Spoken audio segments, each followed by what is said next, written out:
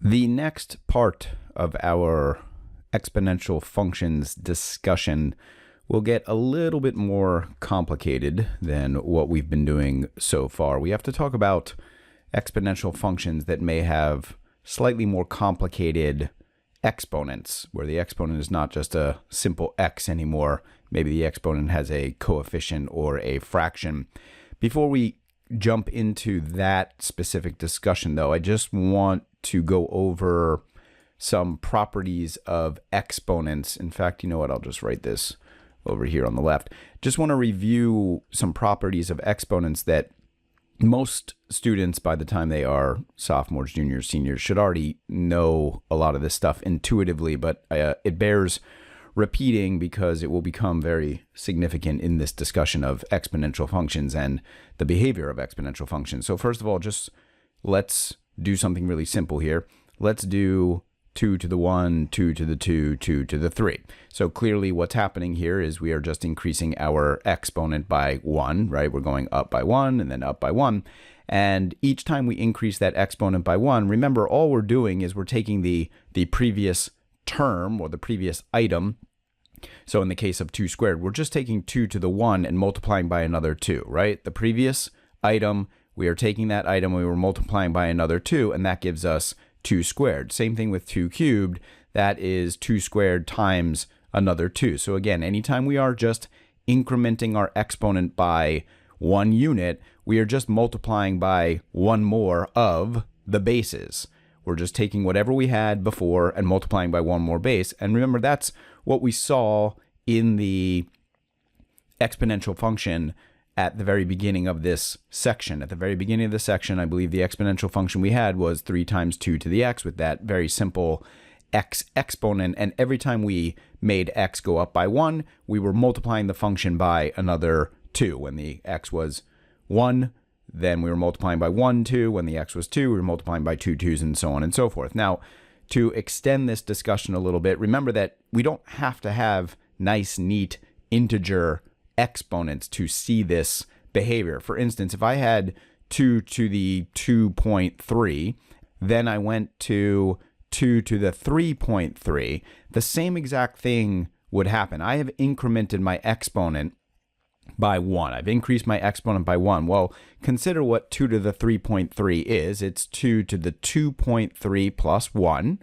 And for those of you that have done the exponents section in the manual, you saw that when we have something like 2 to the 2.3 plus 1, I'm going to put this in parentheses just so that it's clear, that is the same as 2 to the 2.3 times 2 to the 1. Remember, by exponent rules, when we have the same base, but different exponents, what do? We add the exponents when we are multiplying the two terms. So 2 to the 2.3 times 2 to the 1 is indeed just 2 to the 2.3 plus 1, and 2 to the 2.3 plus 1 is just 2 to the 3.3. So this over here, 2 to the 2.3 times 2, is exactly the same as 2 to the 3.3. And we can see that what we're doing in 2 to the 3.3 is we're taking the previous term, 2 to the 2.3, and we are just multiplying by another 2. So again, we're increasing the exponent by 1, and we end up just multiplying by 1 more 2. That is what happens when we increase our exponent by 1. And by the way,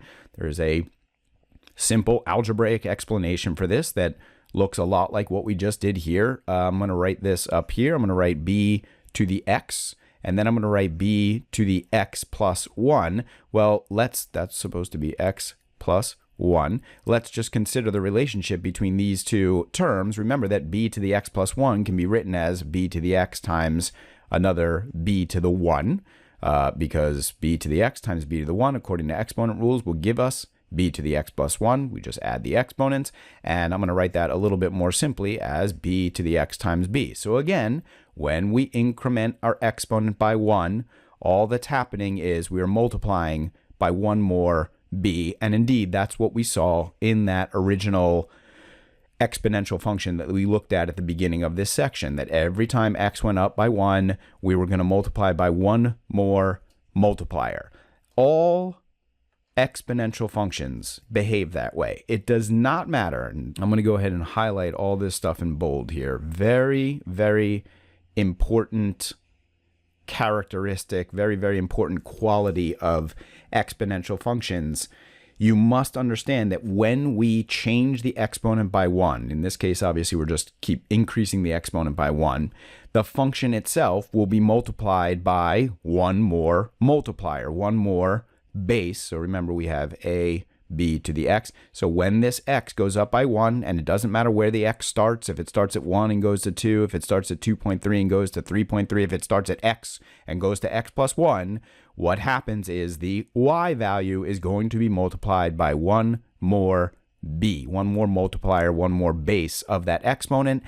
And it doesn't matter how complicated that exponent is. If that exponent is x, if that exponent is 2x, if that exponent is 4/7 x, it doesn't matter. When the entire exponent goes up by 1, the function itself, the y value, will change by a factor of or be multiplied by that base. Very important to understand that before we go into the following discussion here. So let's actually take a look at an exponential function that has a slightly more complicated exponent. Let's take a look at this exponential function that has this exponent x over 3. So we'll start with a simple, very simple value of x equals 0. And we can see that when x equals 0, the 0 obviously goes in for x. So the 0 is the numerator of the fractional exponent.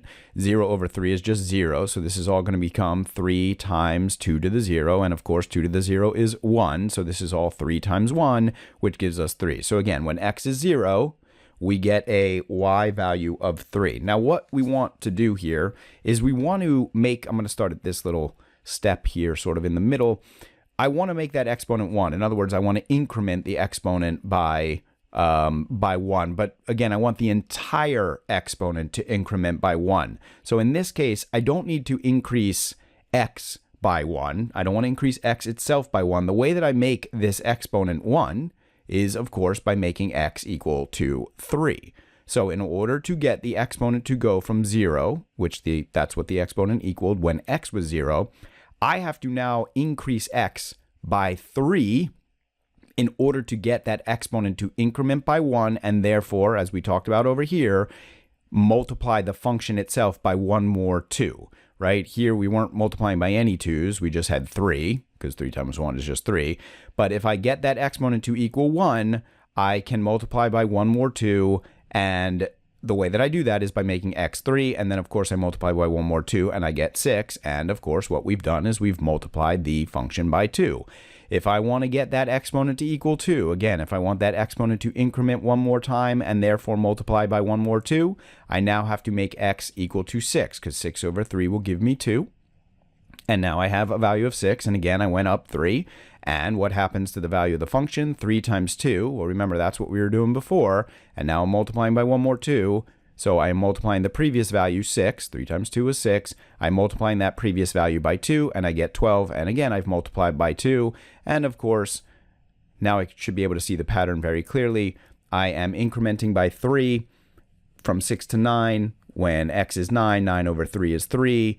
So that's 3 times 2 cubed. That's what we see here. And of course, 3 times 2 cubed is going to be the previous value, 3 times 2 times 2, 3 times 2 times 2, times another 2, and I get 24. So I've multiplied by 2 again. So in this function, we don't increase x by 1 in order to multiply by another base, by another multiplier, by another b value. In this function, in order to multiply the function by 2, in order to get that doubling, I have to increase the x by 3. This brings us to, at the top of the next page, the relationship between what we are doing to x and the exponent itself. So first of all, some students might look at y equals 3 times 2 to the x over 3 and say, okay, well, we were increasing x by 3 each time in order to get the function to be multiplied by another 2. And students might say, okay, so I guess we have to increase x by the denominator of the fraction. And in this particular case, that is true. We do have to increase x by 3, which is the denominator of the fraction. But if we rewrite, I'm just going to separate that exponent x over 3 from the function. If we rewrite x over 3 in an equivalent form, which is 1/3 x, all I'm doing is separating the x from its coefficient. Remember that 1 over 3, we've gone over this at several points in the manual. 1 over 3 times x is the same as 1 over 3 times x over 1.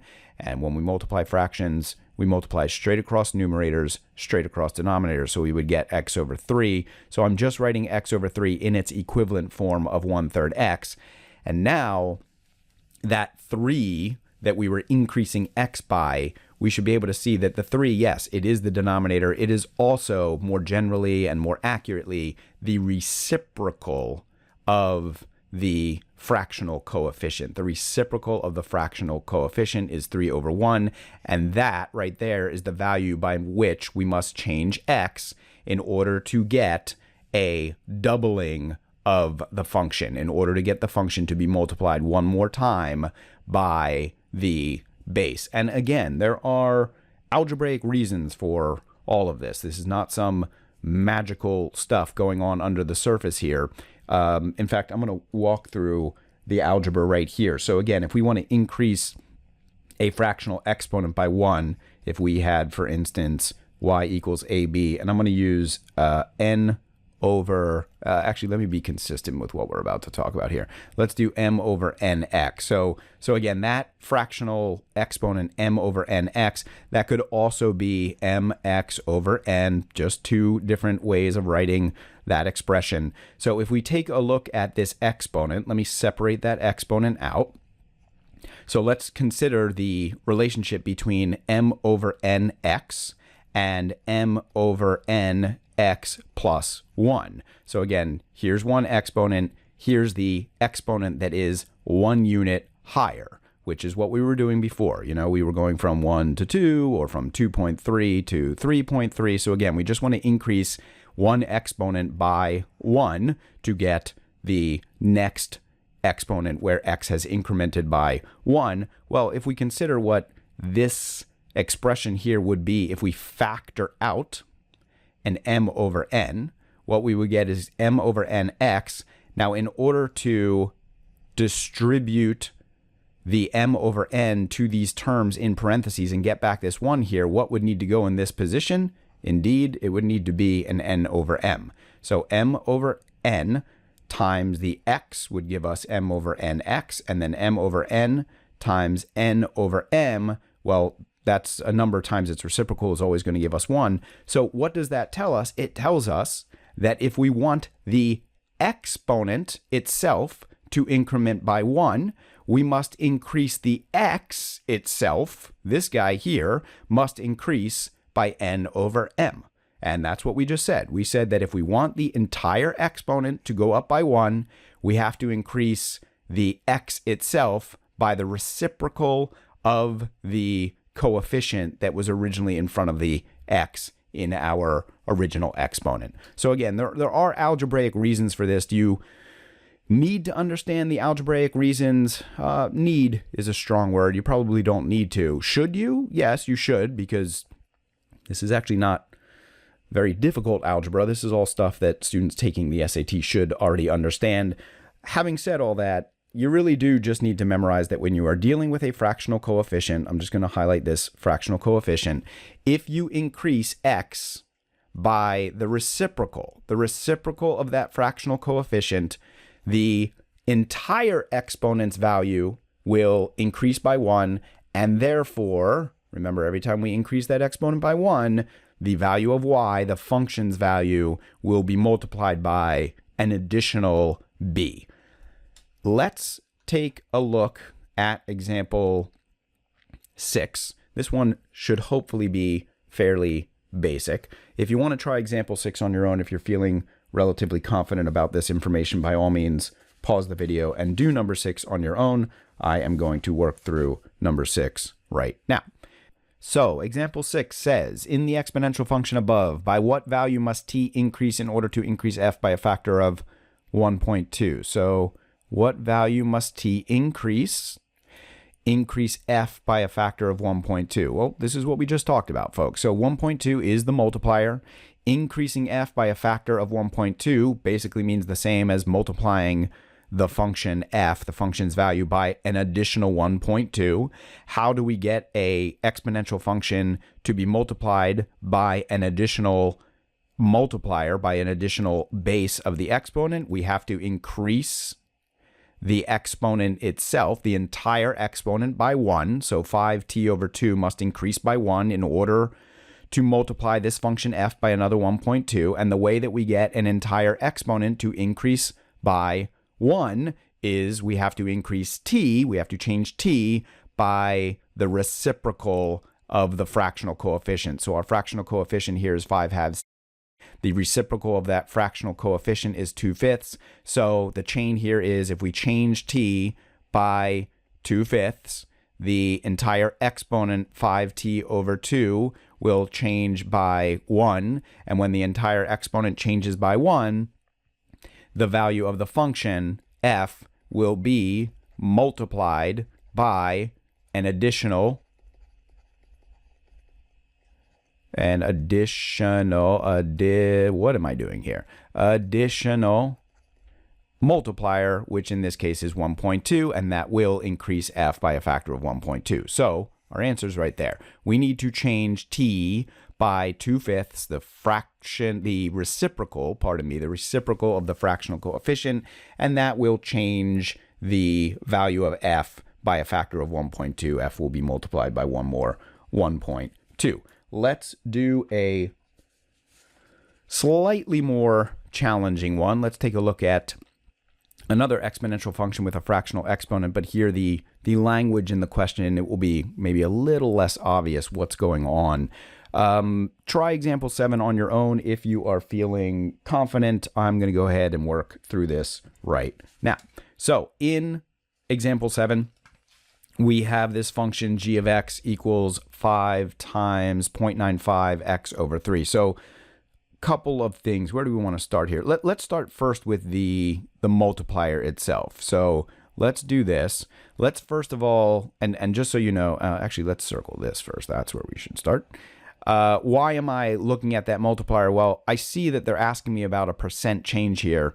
And in an earlier part of our exponential functions series, we talked about how to relate multipliers, the b in an exponential function, with percent changes. So I do want to note right off the bat that that 0.95 multiplier, that is equivalent to a 5% decrease. So that is a 5% decrease. And what that means is that every time this exponent changes by 1, we will be multiplying by another 0.95, and that will be decreasing the value of the function by 5%. That's what all of this means. Every time this exponent changes by 1, increases by 1, we will multiply by an additional 0.95, and therefore the entire will take 95% of whatever the g value was before, which means we will be left with 95% of the previous value, which means we will have decreased 5%. That's what all of this means. Second thing I want to note here is that this exponent, x over 3, can be written as 1/3 x. So we now know that we need to change x by 3 in order to multiply by another 0.95 and get a 5% decrease. Well, folks, what is x changing by here? If we go from g of 2 to g of 3, to g of 5, brain was going too fast there. If we go from g of 2 to g of 5, we have increased x by 3, which means that g of 5 will be, that increase of 3 will change that exponent by 1 unit, right? A plus 3 change in x itself will change the exponent. Exponent changes by 1, and if the exponent changes by 1, that means that in g of 5, we are multiplying by one more 0.95, which means that g of 5 really equals 0.95 times g of 2, and therefore g of 5 is going to be 5% less than g of 2. If we take g of 2 and we multiply g of 2 by 0.95 to get our g of 5, which is what we have to do because our x value is increasing by 3, and that's changing the exponent the entire exponent value by 1, that means that g of 5 is 0.95 of g of 2, which means that g of 5 is 5% less than g of 2. So g of 5 is 5% less than g of 2. You can see how it would be helpful, especially if you ever get a question like this on a no calculator section. You can see how it will be helpful to understand the basics, the stuff that's going on under the hood of an exponential function. In order to do this question without a calculator, you really would have to know what's going on under the hood, because it would be very difficult to do these calculations in your head. Actually, quite impossible to do these calculations in your head unless you have some crazy sort of head. In example 8, let's take a look at example 8. If you are feeling confident, obviously go ahead and try example 8 on your own. I'm working through it right now. In example 8, we have, by the way, what we're going to do here is we're going to do something that these questions might require us to do, which is not only deal with an exponential function with a fractional exponent, we're also going to have to perform a unit conversion once we figure out what the heck is going on with the exponential function. So we have the function above models the population P of cells in a culture T hours after the start of an experiment. How many minutes does it take for the population to reach 20 cells? So minutes, population, 20 cells. So a couple of things to note here. Before we even get into the details of the question, let's get into the details of the exponential function we're given. Remember that 10 is the a value, 2 is the b value, and then of course the exponent itself is that 4t over 3, which is exactly the same as 4/3 t. So remember we said at the very beginning of the section that that a value, that 10 in this case, that's the starting value. That's the value of p when our exponent equals 0. So I'm gonna draw a little t-chart down here so we can see what's happening. So let's make this first column t. Let's make this second column, we'll make this the exponent, which obviously is 4t over 3 or 4/3 t. And then let's do the value of the function here, which is the population in cells. So p is the number of cells. So when t is 0, we get 4t over 3 equaling 0. And therefore we get that a value. Remember that we said that the initial value of an exponential function, or the y-intercept of an exponential function, is always going to be 0, a, 0, 10 in this case. So when the time is 0, when we are 0 hours after the start of an experiment, we're going to have 10 cells. That's what we start with.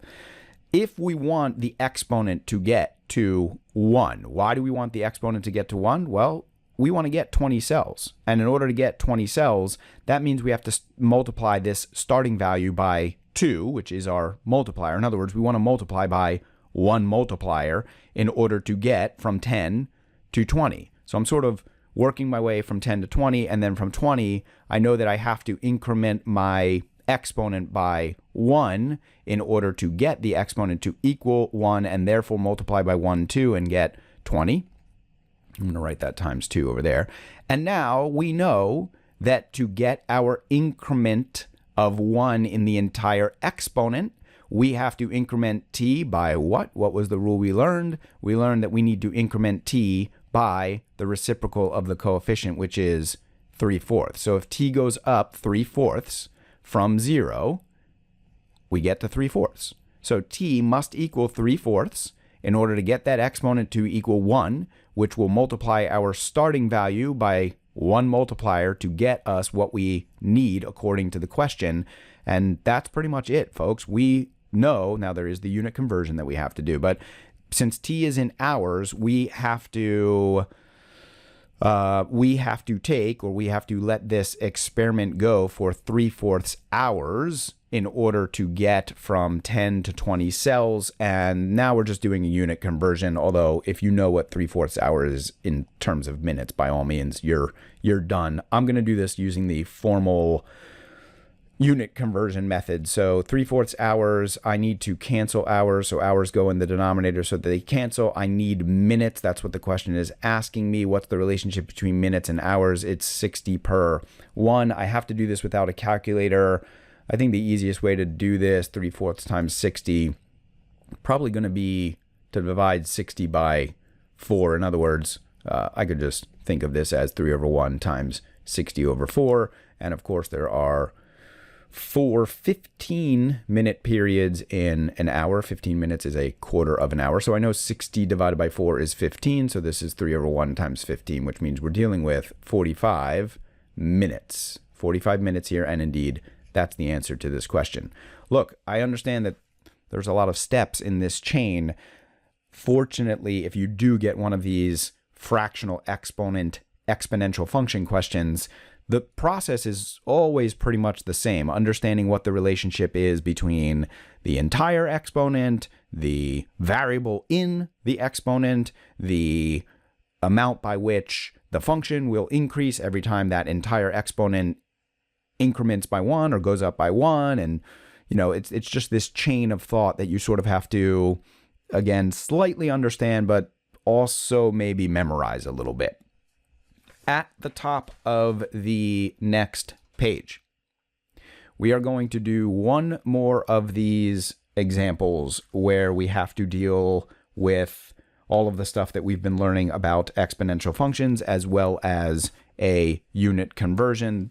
Let's jump into example 9. If you want to try it on your own, pause the video and do so. So in example 9, the equation above can be used to model the mass m in milligrams of a substance in the bloodstream t minutes after the substance has been ingested. According to the model, the amount of substance in the bloodstream is expected to decrease by 9% every h hours. What is the value of h? So we need this number of hours that it will take to decrease by 9% the amount of the substance in the bloodstream. So m over here, that's the amount of the substance.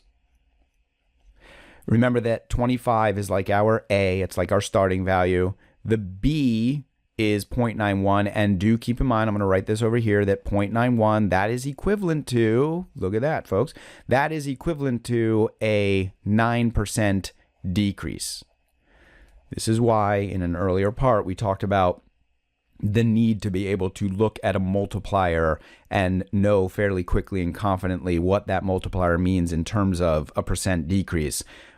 We are getting this multiplier by doing, let's do it this way, 100 minus 9% over 100. So I'm just using one of those two expressions that we learned when we talked about multipliers. So this is 100 minus 9 over 100, which is 91 over 100, which is 0.91. So that minus 9 right there, that's how we get to that 9% decrease. So again, looking at this multiplier, we can tell that we are decreasing the amount of substance in the bloodstream by 9% every time this entire exponent, which is equivalent to 1 over 90t, every time that entire exponent changes by 1, we're going to get that 9% decrease. So that's pretty much it. That's the answer to the question. We're going to decrease by 9% every time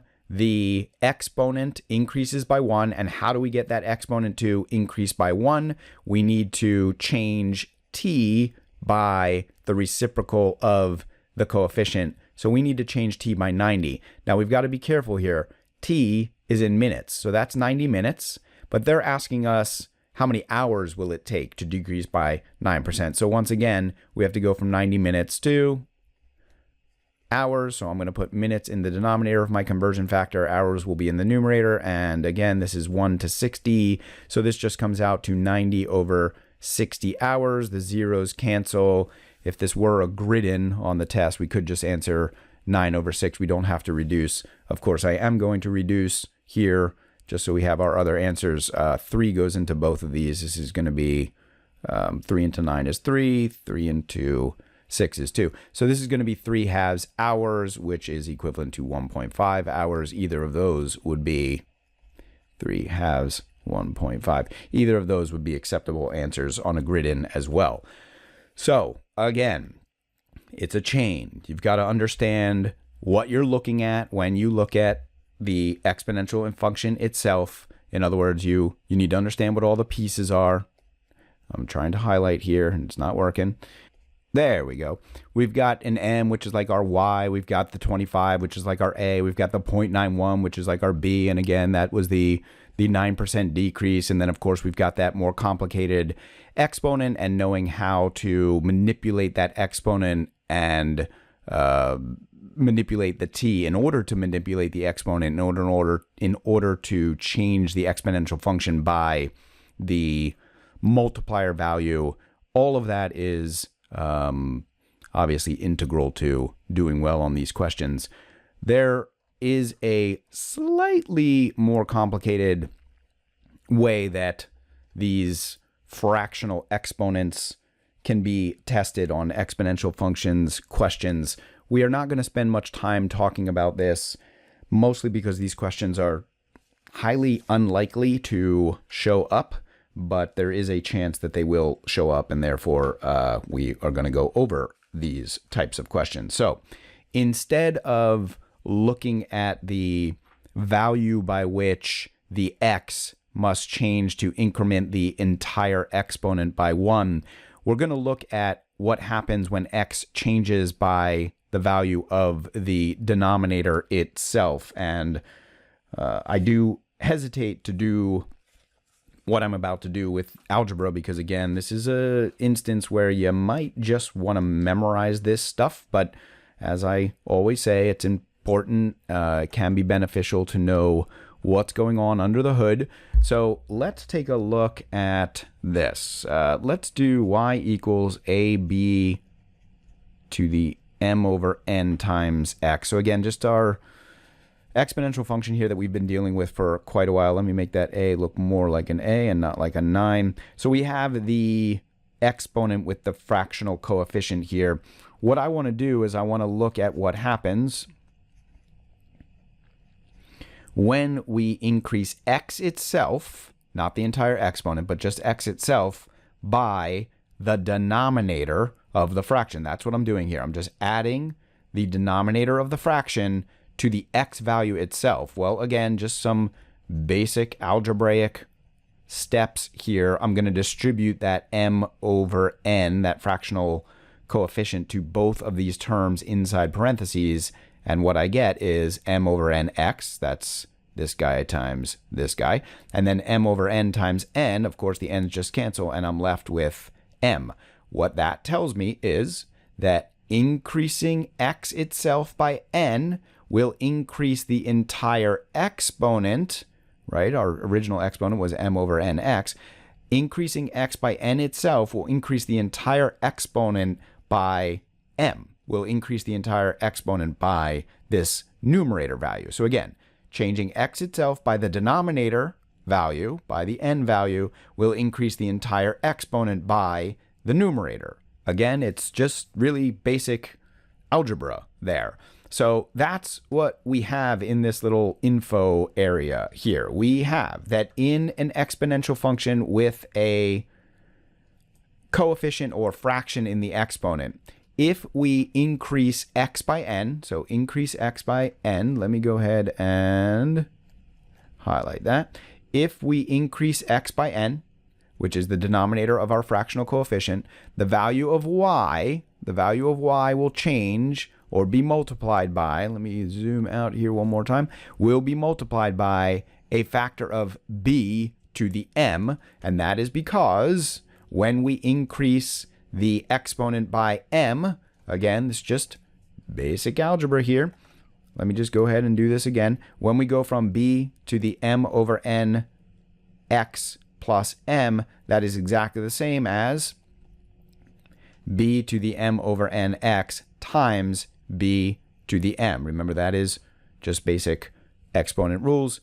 We can get this sum of m over n x plus m by multiplying b to m over n x by b to the m. So what we are in effect doing there, what that adding m to the exponent of the exponential function is doing is we are multiplying the value of the function by m more b's, or b to the m. We are multiplying the function by a factor of b to the m. Let's take a look at this with numbers where it might be a little bit easier to see. So here we've just filled in the numbers. So if we increase x by 4 each time, which, by the way, is the denominator of our fractional coefficient, if we increase x by 4 each time, we go from 0 to 4 to 8 to 12. Again, I'm just taking these values here in the first x column and plugging them in for the x in the exponent. So obviously my exponent here is going to be 0. My exponent here is going to be 12 over 4 is 3. My exponent here is going to be 3 times 8, which is 24 over 4, which is 6. And then 3 times 12 over 4, that's 36 over 4, that's going to be 9. So you can see that what's happening is we are increasing our exponents each time by 3.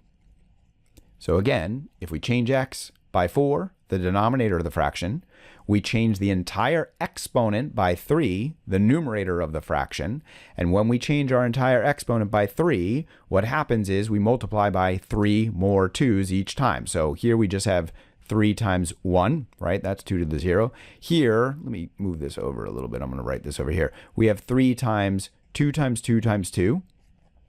Here, we have 3 times 2 times 2 times 2, which was the previous value, times another 2 times 2 times 2, right? We have 6 2's there. So we are multiplying, when we change the exponent by 3 from 3 to 6, we are multiplying by an additional 3 2's. And then down here, of course, we have 3 times 2 times 2 times 2 times 2 times 2 times 2 times 2 times 2 times 2. So what we're doing each time is we're multiplying by an additional set of 3 2's. In other words, by the multiplier raised to the third, by 2 to the third. 2 to the third, 2 to the third, 2 to the third.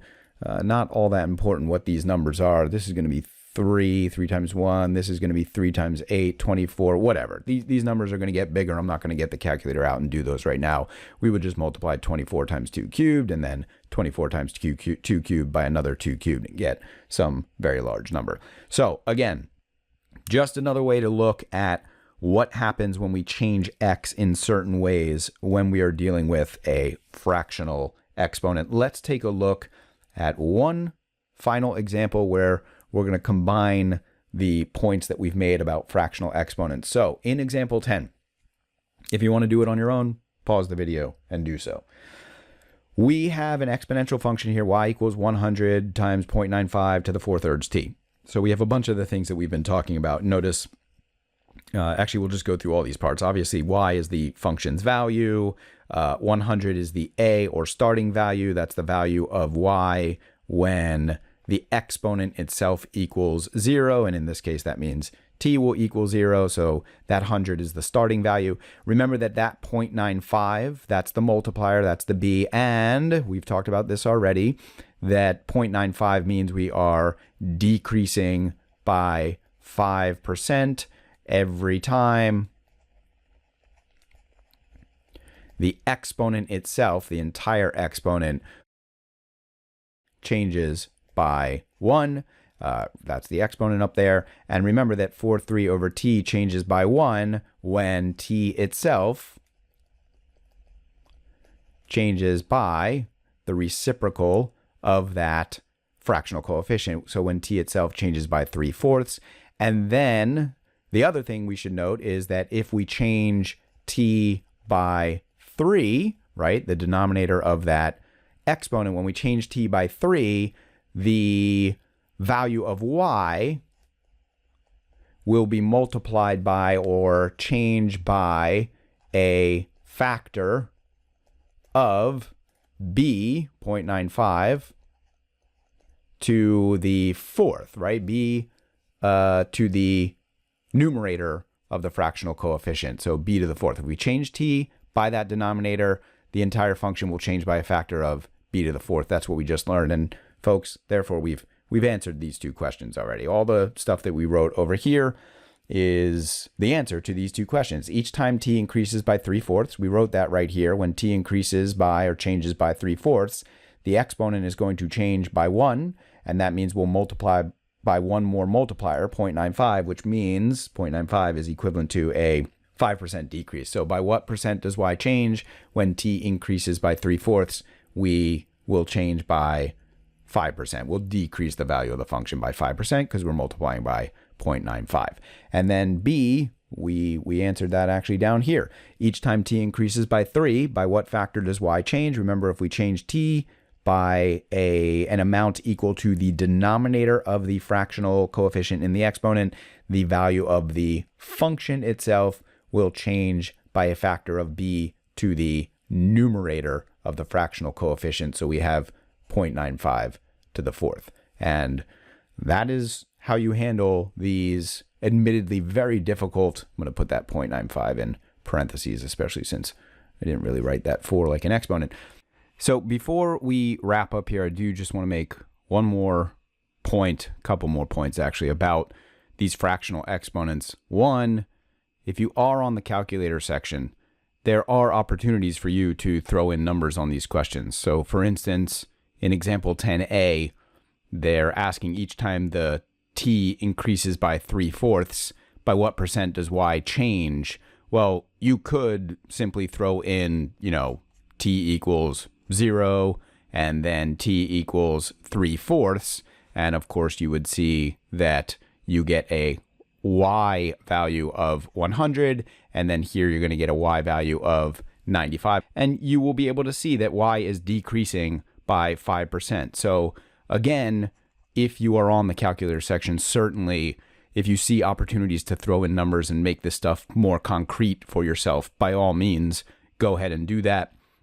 One last thing I do want to say about these fractional coefficients, some students find it easier to conceive of the fraction. I got to say, I personally don't find this conception easier, but some students will find it easier to conceive of the fraction as a number of multiplications per number of whatever the unit of t is. So for instance, if t is in years here, if t is in years, then some students might find it easier to think of the 4/3 as the 3 being a number of years and the 4 being number of multiplications by b, which in this case is 0.95.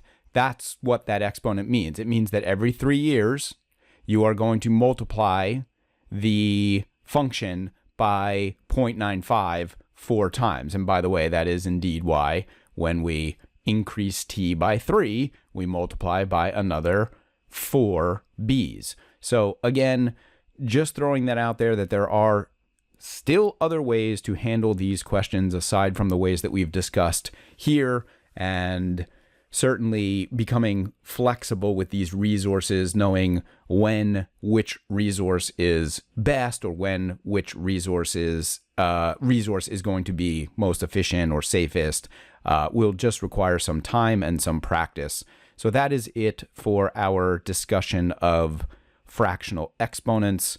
This stuff, yes, it can be slightly challenging. Do want to reiterate what I've said before, that these questions are fairly rare. If you are going for a score well into the 700s, yeah, you should understand this stuff. You should know what your various resources are to deal with these questions. You should understand, as I've said a couple times, what's going on under the hood.